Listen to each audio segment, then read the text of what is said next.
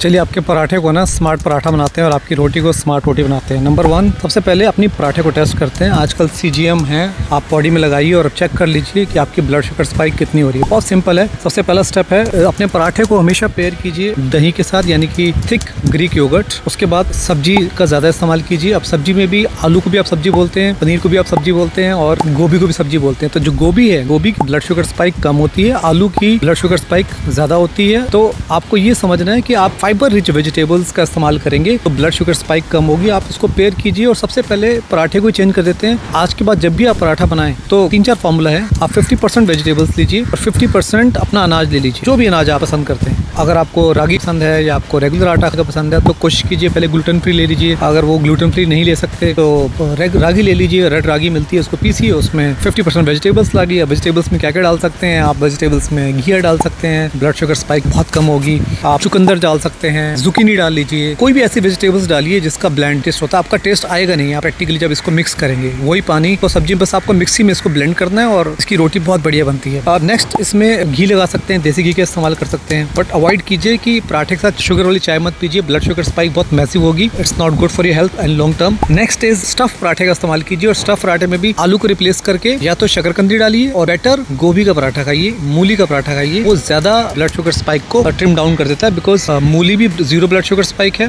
गोभी भी 0 blood sugar spike है। तो ये जब सब्जियां आप पेयर कर देते हैं अपने अनाज के साथ अलॉन्ग विद ग्रीक योगर्ट और दही, तो ब्लड शुगर स्पाइक काफी कम आ जाती है। नेक्स्ट इज अपनी आटे को भी आप बहुत मल्टीग्रेन बना सकते हैं, बिकॉज हर प्लांट में एक डिफरेंट बायोएक्टिव होता है, एक डिफरेंट फाइटोकेमिकल होता है। वो आपकी हेल्थ के लिए, गट बॉडीज के लिए बहुत अच्छा है। इसके लिए क्या करना है, आप व्हीट के साथ आप ज्वार बाजरा ऐड कर लीजिए और उसमें आप सीलियम हस्क डाल सकते हैं, यानी कि इसबगोल डाल सकते हैं, फाइबर है, आलमंड फ्लावर डाल सकते हैं, फ्लैक्स सीड्स डाल सकते हैं पीस के। तो अगर आप इसका एक फॉर्मूला बना लीजिए, तो एक फॉर्मूला बनाते हैं, लेट्स से 50% आपको अनाज खाना है और 50% में आपको 10% सीड्स डालने हैं, तो आपका ब्लड शुगर स्पाइक कम होगी। यानी कि 50% अनाज, 10% ज्वार या बाजरा, 10% सीलियम हस्क, 10% फ्लैक्स सीड्स और 10% अपनी चॉइस से और भी कोई ऐड कर लीजिए। अब ये जो मल्टीग्रेन आटा बनेगा, को अगर आप सब्जियों के साथ ब्लेंड करेंगे 50% 50-50 फार्मूला, जिसे मैं कंपोजिट या स्मार्ट चपाती बोलता हूँ, it will be a great fun. एक बुक पढ़िए, उसका नाम है eat to beat disease. Next is चावल को आप रिप्लेस कीजिए, या चावल लीजिए या रोटी लीजिए, दोनों मत खाइए, बिकॉज दोनों ही कार्ब्स हैं और बहुत मैसिव ब्लड शुगर स्पाइक आपकी बॉडी में करते हैं। नेक्स्ट इज अपने राइस में बहुत सारी वेजिटेबल्स ऐड कीजिए, यानी कि ब्रोकली, कैबेज, कॉलीफ्लावर, मशरूम्स का बहुत इस्तेमाल कीजिए। आज के बाद जब भी अपने रेगुलर राइस आपका खाने का मन हो, पुलाव खाइए, यानी कि वेजिटेबल्स डाल के खाइए, ब्लड शुगर स्पाइक कम होगी। बहुत ज़्यादा डिफरेंस नहीं आता आपका white rice versus brown rice का, बट अगर आपने व्हाइट या ब्राउन राइस में ये वेजिटेबल्स ऐड कर देते हैं, 3 से 4 वेजिटेबल्स बहुत कॉमन है जो 0 ब्लड शुगर स्पाइक है। मशरूम कोई ब्लड शुगर स्पाइक नहीं है, व्हाइट गोभी कोई ब्लड शुगर स्पाइक नहीं है, ब्रोकली कोई ब्लड शुगर स्पाइक नहीं है, कैरेट थोड़ी ब्लड शुगर स्पाइक देती है, but it's a healthy vegetable, good for your eyes, तो उसका इस्तेमाल कीजिए। और बेस्ट तरीका ये कि 50% चावल लीजिए और 50% गोभी को ग्रेट करके डाल दीजिए। It's called cauliflower rice. बहुत सारी रेसिपी है। नेक्स्ट है पोहा। अगर पोहा खाते हैं, वो एक सिंपल कार्ब है, मैसिव ब्लड शुगर स्पाइक करता है, हमारे ब्रेकफास्ट में बहुत यूज होता है और हमें लगता है हेल्दी है, बहुत हेल्दी नहीं है, बट उसको हेल्दी बना सकते हैं। उसको स्मार्ट पोहा बनाइए। अब इसमें भी आपको वेजिटेबल्स ऐड करनी है और स्टीम पीनट्स को ऐड कीजिए, बहुत बढ़िया पीनट्स मिलती हैं। और जब भी मार्केट से पीनट्स बाय करना चाहते हैं तो कोशिश कीजिए वेजिटेबल ऑयल्स या पाम ऑयल वाली any kind of fried peanuts का इस्तेमाल मत कीजिए। रॉ पीनट्स लाइए, उसको बहुत बढ़िया वो स्टीम हो जाती हैं या रोस्ट भी कर सकते हैं। Next is idli dosa. Now अब इडली डोसा बहुत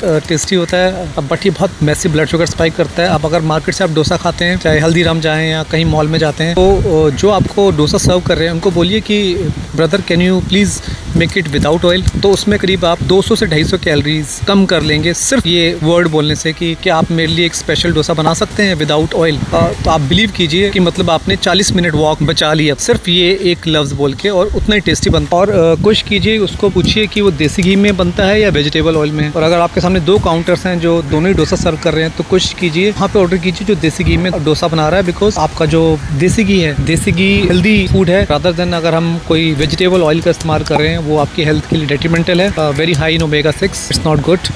तो ये छोटी छोटी बातें आप डोसा के लिए कर सकते हैं। कोशिश कीजिए, पूछिए कि डोसा में क्या कुछ सब्जियां ऐड कर सकते हैं, तो ब्लड शुगर स्पाइक कम होगी। तो ये छोटे छोटे काम अगर आप करेंगे, और अगर आप घर में इडली डोसा बना रहे हैं तो कोशिश कीजिए पहले सांभर पहले खाइए, 1-2 कटोरी खा लीजिए, इससे ब्लड शुगर स्पाइक कम होगी। इंश्योर कीजिए उसमें बहुत सारी वेजिटेबल्स डलती हैं, तो sambar is anyways very healthy. तो सांभर फर्स्ट, बॉडी नेक्स्ट। अपनी कैलोरीज को या पराठास को, आप ये सब जो बातें मैं आपसे बता रहा हूँ ये ऑल बैक्ड बाय साइंस है, इसमें कोई गिमिक्स नहीं है। मेरे पास CGM लगा हुआ है, मैंने सारे काम आप लोगों के लिए किए हुए हैं। तो आपको सिंपली बस ये ट्राई करना है। नेक्स्ट 10 मिनट्स की एक वॉक कीजिए। ये बहुत बड़ा मेटा एनालिसिस है। और अगर 10 मिनट की वॉक करते हैं after you eat any kind of carbs, paratha खाते हैं, रोटी खाते हैं या चावल खाते हैं, तो आपकी ब्लड शुगर स्पाइक काफ़ी कम हो जाती है। 30 to 40 मिलीग्राम पर डेसीलीटर कम हो जाती है। मैंने अपने CGM पे ये चेक किया हुआ है। लास्ट नॉट द लिस्ट, अपने पराठास को, रोटीज़ को कोशिश कीजिए 3 बार ना खा के 2 बार कीजिए, और बेटर एक ही बार कीजिए। और नहीं खा सकते तो सैलेड पहले खाइए और अपने प्लेट को रीडिज़ाइन कीजिए। ईटिंग ऑर्डर भी, यानी कि सबसे पहले अगर आप वेजिटेबल्स खाते हैं फॉलोड बाय प्रोटीन,